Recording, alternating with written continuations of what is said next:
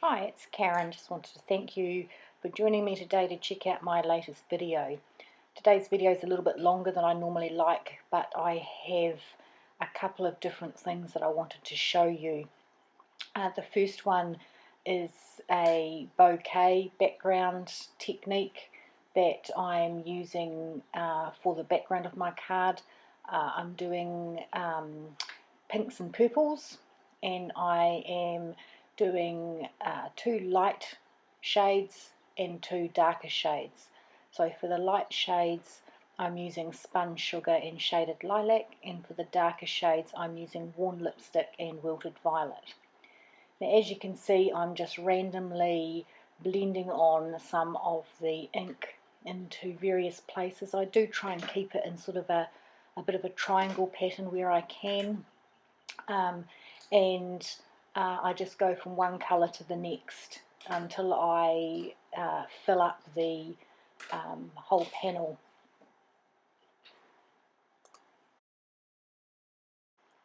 So I'm moving on from the spun sugar onto the shaded lilac, filling in a few spots around the pink tone, and as you can see, I'm using a scrap piece of paper to avoid getting fingerprints on the ink, because the Bristol Smooth cardstock I'm using has quite a smooth surface, and the ink sits on the top, and if you put your fingers in it you'll end up with a few fingerprints where you don't want them. So I just grab a scrap of photocopy paper and use that to hold on to the panel. So I've moved on now to the worn lipstick, filling in a few more of the blanks, and honestly it doesn't look pretty at this stage, but persevere and it actually comes out not looking too bad. So the wilted violet is going on and the panel is nearly done. What I do at the end is I actually go back and try and get a bit of a nicer blend between where the colours meet, so it doesn't look quite so stark. So the panel's pretty much finished now, and it's time to move on to actually creating the bokeh effect.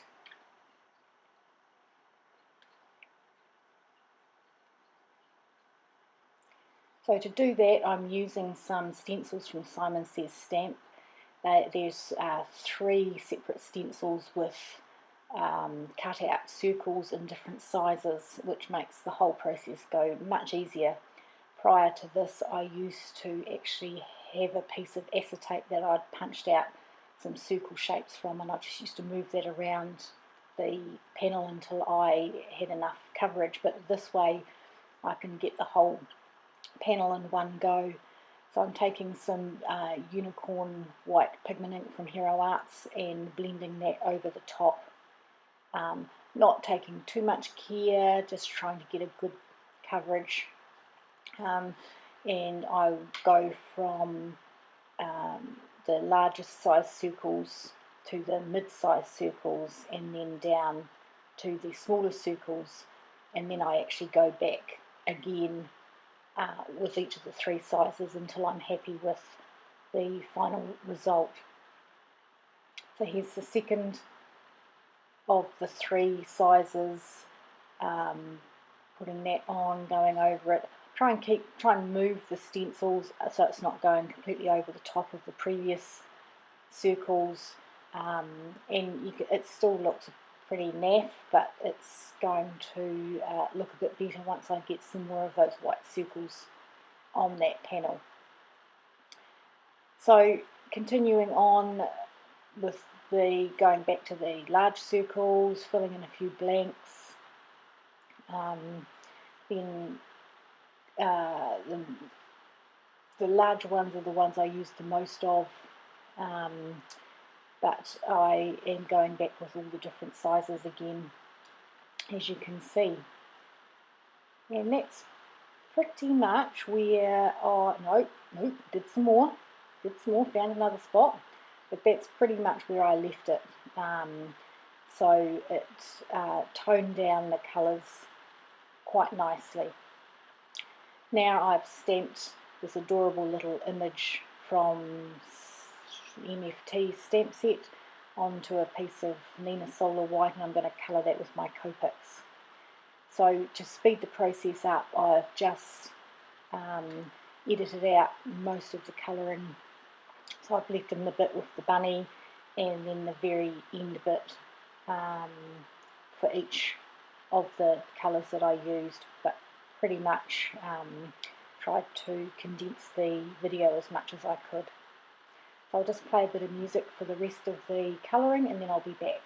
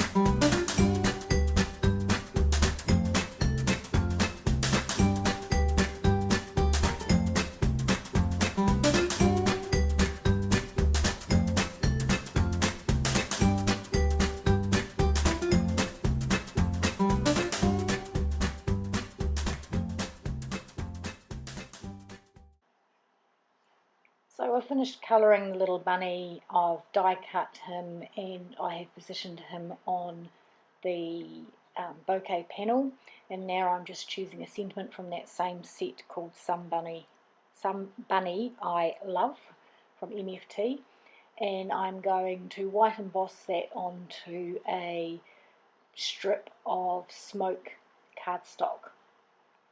So I get out my Misty, because I use that for all my sentiments now, and I prep that with an anti-static powder tool before stamping it in Versamark, and then getting out my Hero Arts white embossing powder. And at this point I'd just like to ask, does anyone else end up with all these little goobies in their white embossing powder? I don't ever leave the lid off mine. The only time the lid comes off is when I am actually spooning some powder out, and I always end up with these little bits of black flecks in there, and it just really bugs me. So that's my rant for the day. So back to the card. So I've stamped the image with the sentiment with Versamark. I'm getting my heat gun now, and I'm just going to heat that and put that to one side. Now for the overlay, I'm going to use vellum, and I've cut that with a stitched cloud die from MFT, and I've also cut another couple of little banners from smoke and white cardstock to put up in the top left hand corner. So I'm now just sort of positioning everything on that piece of vellum, gluing everything down, because behind where everything is glued down is where I'll actually put the glue to adhere that to the bouquet panel, because of course you see glue through vellum. So I'm going to use the back of the adhered on pieces. So the top left hand corner looked a little bit bare to me, so I grabbed some purple and white striped baker's twine and just tied a wee bow and stuck that to the top with a glue dot. I pulled the ends through my fingernails to give it a bit of a curl, stuck that on the top, and I thought it looked quite pretty. The next step was to adhere that whole panel down to a white top fold card base. And the final step was to add a few sequins.